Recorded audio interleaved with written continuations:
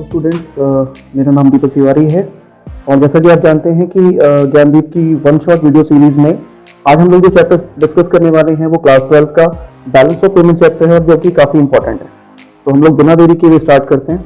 ठीक है, सबसे पहले हमारा जो चैप्टर का नाम है वो बैलेंस ऑफ पेमेंट, और उसी से रिलेटेड जो आपकी डेफिनेशन है वो BOP यानी बैलेंस ऑफ पेमेंट कहलाती है। बेसिकली बैलेंस ऑफ पेमेंट होता क्या है?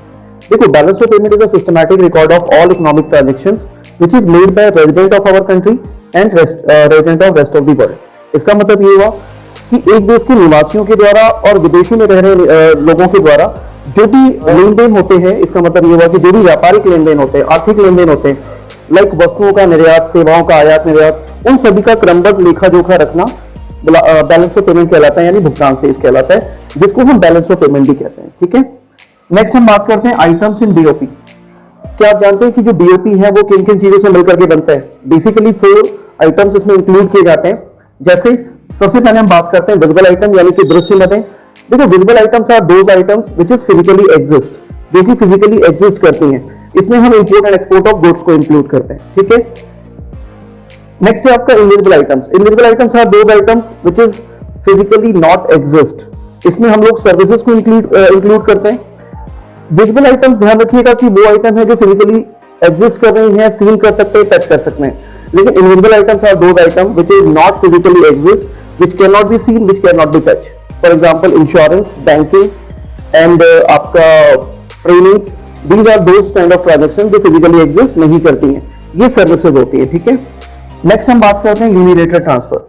देखो, यूनिलेटरल ट्रांसफर जैसा कि नाम से पता चल रहा है, these are called one sided payments, जिसमें हमारे द्वारा सामने वाले को तो किया जाता है, बट बदले में मिलने की संभावना जरूरी नहीं है कि होगी।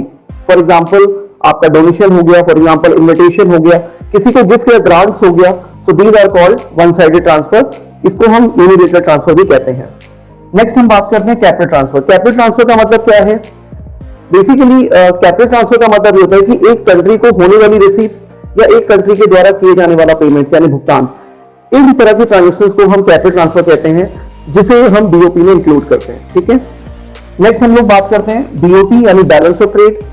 क्या आप जानते हैं बैलेंस ऑफ ट्रेड का मतलब क्या है?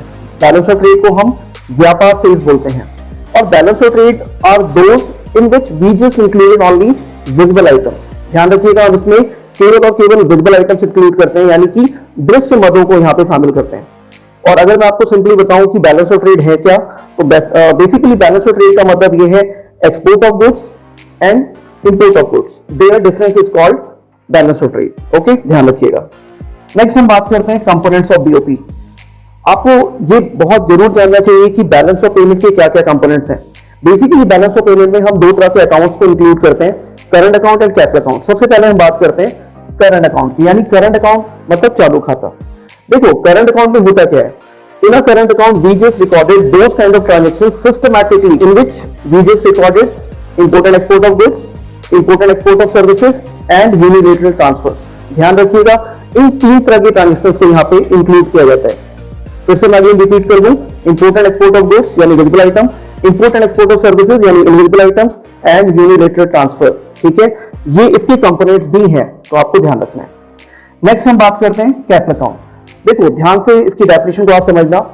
कैपिटल अकाउंट का मतलब होता है पूंजी खाता। कैपिटल अकाउंट में हम 2 काइंड ऑफ ट्रांजैक्शंस को इंक्लूड करते हैं, जिससे किसी कंट्री और वहां पे जो रहने वाले जो रेजिडेंट्स हैं उनकी एसेट्स और लायबिलिटीज पे इफेक्ट पड़ता है।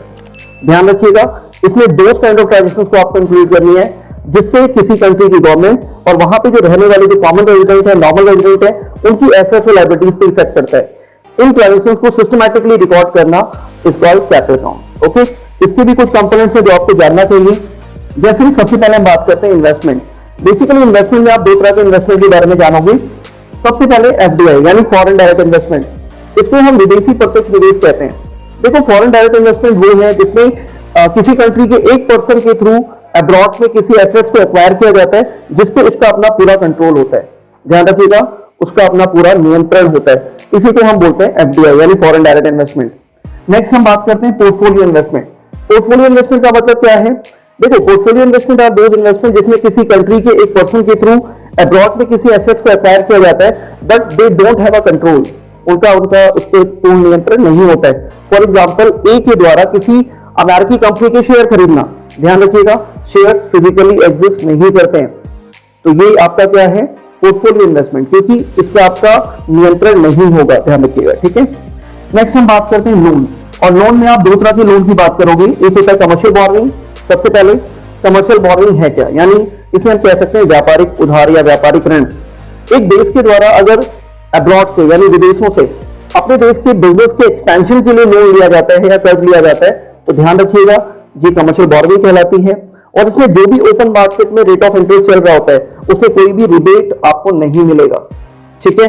और अगर हमारी कंट्री के थ्रू अब्रॉड से लोन बोरो किया जाता है तो ध्यान रखिएगा हमारी लायबिलिटी, हमारे ऊपर लायबिलिटी क्रिएट होती है, ठीक है। और हमने पढ़ा था कि these are those kind of transaction जिससे एसेट्स और लायबिलिटीज पे इफेक्ट पड़ता है, तो आपको ध्यान से समझना है। नेक्स्ट हम बात करते हैं loan for external assistance. Loan for external assistance का मतलब ये होता है loan for a help. For example किसी भी कंट्री में कोई भी नेचुरल डिजास्टर आ जाता है, फॉर एग्जांपल अगर हम बात करें कोविड, आपने देखा कि कोविड पीरियड में बहुत सारी जो डेवलप कंट्रियां हैं वो सभी अफेक्टेड हुई, और बहुत सारी डेवलप कंट्रीज में अपने से जो डेवलपिंग कंट्रीज हैं या फिर अंडर डेवलप कंट्रीज हैं उनको फाइनेंशियली मदद किया गया, वैक्सीन के थ्रू मदद किया गया। एक कंट्री दूसरी कंट्री को फाइनेंशियली मदद कर रही है, गुड्स या कमोडिटी उन्हें डिलीवर कर रही है, तो आपको क्या लगता है जो भी एक develop country under develop country को फाइनेंशियली मदद कर रही है तो ये भी तरह से लायबिलिटी है। ध्यान रखिएगा जो भी ओपन मार्केट में रेट ऑफ इंटरेस्ट होता है उससे रिलेटेड जो भी इंटरेस्ट बनता है उसमें यहाँ पे रिबेट दिया जाता है, लेकिन ध्यान रखिए ये आपके लिए लायबिलिटी क्रिएट करती है, यानी उन कंट्रीज के लिए लायबिलिटी क्रिएट कर रही है जिनके द्वारा इस तरह की बोरोइंग ली जा रही है as a help, okay. Next हम बात करते हैं एनआरआई डिपॉजिट। जैसा कि आप जानते हैं एनआरआई डिपॉजिट का मतलब ये है कि बहुत सारे जो एनआरआईज होते हैं वो आपकी कंट्री में पैसा डिपॉजिट करते हैं, लाइक आपकी कंट्री में इन्वेस्टमेंट करते हैं। तो अगर आपकी कंट्री में इस तरह का इन्वेस्टमेंट हो रहा है तो आपके लिए क्या है, एसेट्स है, आपकी कंट्री में एसेट्स को रेज करेगा, इंक्रीज करेगा, और ये आपको यहाँ पे इंक्लूड करना होता है। नेक्स्ट है banking capital other than NRI deposit. आपने देखा होगा कि बहुत सारे कमर्शियल बैंक्स ऐसे होते हैं जिनके अब्रॉड में भी अपनी एसेट्स हैं, अपनी अब्रॉड में भी इनकी प्रॉपर्टीज हैं, हो सकता है कि वो उन प्रॉपर्टीज को सेल करके आपकी कंट्री में इन्वेस्ट करें, तो ध्यान रखिएगा वो आपके एसेट्स कहलाती हैं, यानी आपकी कंट्री के लिए वो एसेट्स का काम करते हैं, ठीक है।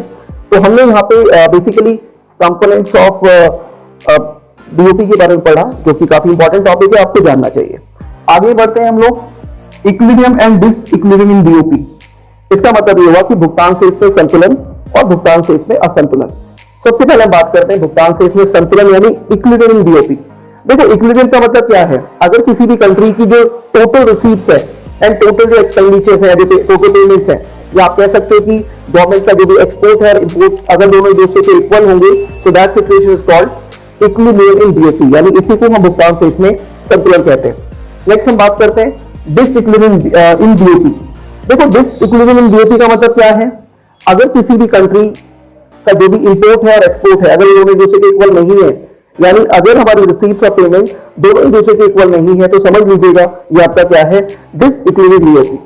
और इसकी दो सिचुएशन है जो आपको जाननी चाहिए। Number one surplus in BOP and next defect in BOP.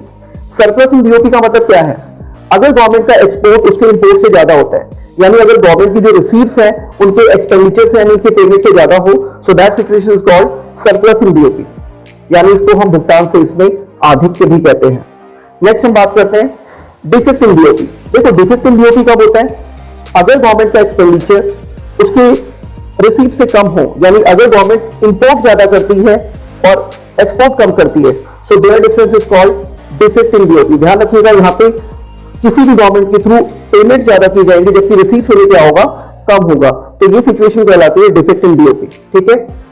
Next हम बात करते हैं autonomous and accommodating items in BOP, यानी भुगतान से इसकी स्वायत्त मदे एंड समायोजक मदे। देखो सबसे पहले हम बात करते हैं ऑटोनॉमस आइटम्स।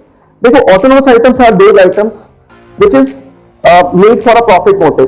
ध्यान रखना कि एक अर्थव्यवस्था में लाभ के उद्देश्य से जो भी सौदे किए जाते हैं, जो भी लेन देन किए जाते हैं, वो आपके भुगतान से इसकी स्वायत्त मदों में शामिल करते हैं, यानी उन्हीं को हम बोलते हैं ऑटोनॉमस आइटम्स। और अकोमोडेटिंग आइटम्स क्या है, accommodating items are those items which is free from profit motive, यानी ये लाभ के उद्देश्य से नहीं किए जाते हैं। एक और बात, ऑटोनोमस आइटम्स जो होती हैं वो भुगतान से इसमें यानी बैलेंस ऑफ पेमेंट में डिसइक्विलिब्रियम का कारण है, यानी इनकी वजह से डिसइक्विलिब्रियम की कंडीशन क्रिएट होती है, जबकि accommodating items are those items जो बीओपी में जो डिसइक्विलिब्रियम की सिचुएशन है उसको सॉर्ट आउट करने के लिए, यानी उसे दोबारा से इक्विलिब्रियम में सिचुएशन में लाने के लिए की जाती हैं। And number 3, autonomous items cross the border, यानी एक कंट्री के दूसरी कंट्री के साथ भी लेन देन किए जाते हैं। और नेक्स्ट है आपका अकोमोडेटिंग आइटम्स में इनसाइड द बॉर्डर आप लेन देन करते हैं। ठीक है, तो यहाँ पे ये टॉपिक आपका फिनिश हो जाता है। नेक्स्ट हम बात करते हैं difference between BOP and BOT. जैसा कि आपने बीओपी और बीओटी के बारे में जाना, सबसे पहला डिफरेंस इनके बीच में क्या है? पहला डिफरेंस इनकी डेफिनेशन है। बैलेंस ऑफ पेमेंट में हम दो काइंड ऑफ ट्रांजेक्शन को इंक्लूड कर रहे हैं, जिसमें visible items, invisible items, capital transfer and unilateral transfer include किए जाते हैं। जबकि बीओटी में क्या होता है? In a BOT we just recorded only visible items, यानी कि export of visible items and import of visible items. Number 2, इनका फॉर्मूला आप यूज कर सकते हैं, जैसे balance of payment, in balance of payment we just include या sum of export of visible item and import of visible items. या फिर आप कह सकते हो कि basically in balance of payment आप इसमें visible items plus invisible items plus unilateral transfer and plus capital transfer, इनका सम जो है वो आपका क्या कहलाता है? बैलेंस ऑफ पेमेंट कहलाता है। जबकि बैलेंस ऑफ ट्रेड में क्या होता है? Export of visible items and import of visible items, their difference is called balance of trade. Okay, तो यहां पे जाके ये आपका चैप्टर ऑलमोस्ट फिनिश हो जाता है। ध्यान रखिएगा, ये वन शॉट वीडियो है।